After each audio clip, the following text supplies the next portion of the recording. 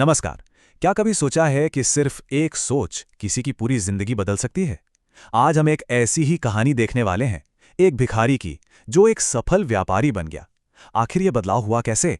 आइए देखते हैं। तो देखिए, कहानी के दिल में हैं ये दो पहचानें। एक तरफ है भिखारी जो सिर्फ लेना जानता है, और दूसरी तरफ है व्यापारी जो कुछ मूल्य देकर कमाता है। इनके बीच का जो फर्क है ना, वो दौलत का नहीं बल्कि उस सोच का है जो असल में दौलत बनाती है।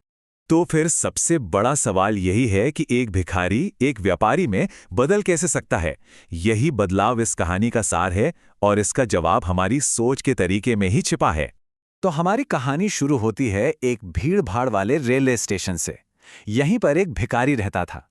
उसकी पूरी दुनिया आने जाने वाली ट्रेनों और यात्रियों की दया पर ही टिकी थी। वो बड़ी उम्मीद लेकर उस व्यापारी के पास पहुंचता है। उसे लगता है कि भाई ये अमीर आदमी है, जरूर अच्छे पैसे देगा। लेकिन यहां कुछ ऐसा होता है जिसकी उसने कभी कल्पना भी नहीं की थी। वो व्यापारी उसे पैसे नहीं देता, बल्कि एक सवाल देता है। एक ऐसा सवाल जो उसकी पूरी दुनिया को हिलाने वाला था। व्यापारी के शब्द सीधे थे और चुभने वाले थे। सोचिए, यह सिर्फ एक सवाल नहीं था, यह एक चुनौती थी जिसने भिखारी को पहली बार अपनी पहचान पर सोचने के लिए मजबूर कर दिया। अब भिखारी तो उलझन में पड़ गया। अगले 2 दिनों तक उसके दिमाग में बस यही चलता रहा, एक ही संघर्ष। मैं तो भिखारी हूं, मेरे पास किसी को देने के लिए है ही क्या? ये सवाल उसे अंदर तक झकझोर गया। 2 दिनों की इस उथल-पुथल के बाद उसे एक बहुत ही सीधा सा जवाब मिला। स्टेशन के पास खिले हुए फूल। उसने फैसला किया कि अब से जो भी उसे भीख देगा, वो बदले में उसे एक फूल देगा। ये एक छोटा सा कदम था, लेकिन इसने उसे सिर्फ लेने वाले से लेन देन करने वाला बना दिया। और जानते हैं, इस एक छोटे से बदलाव का असर वो फौरन दिखने लगा, और यहीं से उसकी सोच में असली परिवर्तन की शुरुआत हुई। नतीजा तो हैरान कर देने वाला था। फूल देने की वजह से उसकी कमाई कई गुना बढ़ गई। अब लोग उसे सिर्फ दया दिखाकर पैसे नहीं दे रहे थे, बल्कि एक तरह से खुशी-खुशी दे रहे थे। वो अब सिर्फ भीख नहीं मांग रहा था, वो एक लेन देन कर रहा था। अब उसे एक बात साफ-साफ समझ में आ गई थी। जब तक उसके पास देने के लिए फूल होते, उससे पैसे मिलते, और जैसे ही फूल खत्म होते, भीख भी कम हो जाती।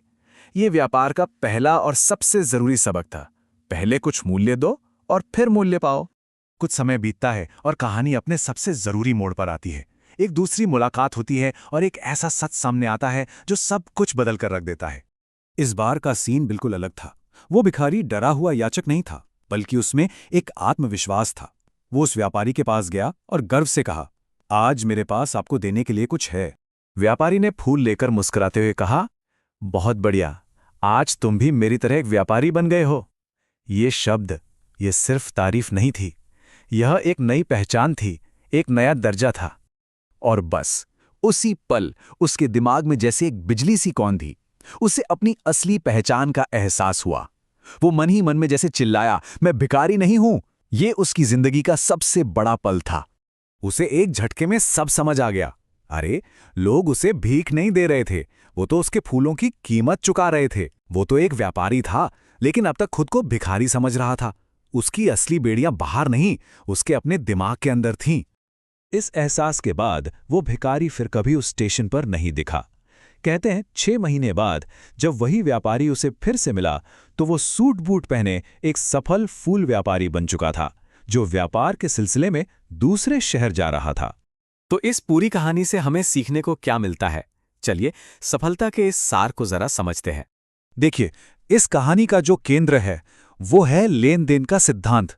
दुनिया ऐसी नियम पर चलती है, जब तक हम कुछ देते नहीं, हमें कुछ मिलता नहीं। भिखारी ने जैसे ही ये नियम अपनाया, उसकी दुनिया ही बदल गई। तो सफलता का रास्ता कह सकते हैं कि इन 3 कदमों में छिपा है। पहला, देने से शुरुआत करें। दूसरा, अपनी सोच बदलें, क्योंकि हमारी बाहरी दुनिया हमारी भीतरी सोच का ही तो आईना है। और तीसरा, अपनी असली कीमत पहचानें, क्योंकि एक इंसान वो नहीं है जो वो है, बल्कि वो है जो वो बन सकता है। तो आखिर में कहानी का सार बस इतना ही है। सफलता कहीं बाहर नहीं है, वो हमारे अंदर, हमारी सोच में ही होती है। अगर हमें बड़ा बनना है तो हमें पहले खुद के बारे में बड़ा सोचना होगा। और अंत में एक सवाल जो ये कहानी हम सबके लिए छोड़ जाती है। जिस तरह उस भिखारी की सोच ने उसे व्यापारी बना दिया, एक इंसान की अपनी सोच उसे क्या कुछ नहीं बना सकती। इस पर जरूर सोचिएगा।